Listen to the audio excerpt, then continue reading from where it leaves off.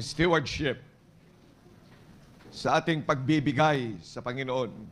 Again, pag sinabing pagbibigay, lahat ng uri ng pagbibigay.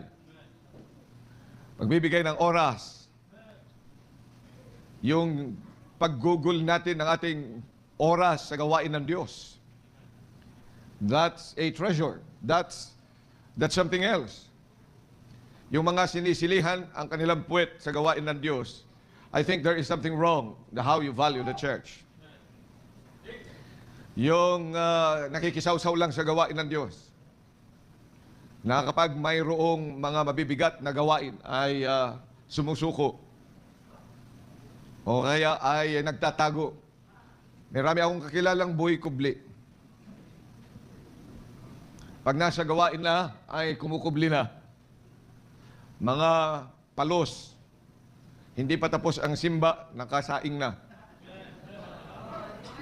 Yung iba naman ay nagnanakaw ng oras, umpisa na, wala pa dyan.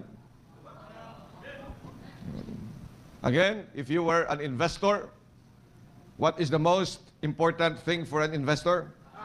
Time. Kaya nga nagpe-prepare ka, bago pa lang yung service, dapat ay preparado ka na, nandoon ka na. Amen? The first song, at 5 o'clock, kapag service natin, 5 o'clock, andyan ka na. Bakit wala nang umihiman doon?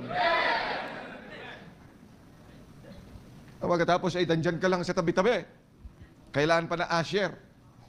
Anong klaseng investor ka? You know, when you're an investor, you go to a certain place to learn. So pupunta ka doon, gagastos ka na nga ng pamasahe, gagastos ka, mag-aayos ka, biro mo maliligo ka pa. Biro mo magplansya ka pa ng damit.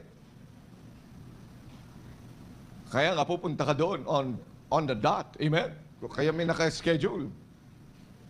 When you have a schedule, the schedule should be your boss. Amen? You plan ahead.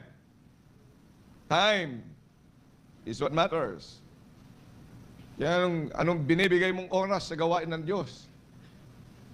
That all reflects how you value the temple or the church or the tabernacle that the Lord Himself designed. Siya nagtatag ng simbahan. Amen? Yung pagkakatipon, siya nag-design. The body in itself, it is His design. He called each one of us through His Word. Amen?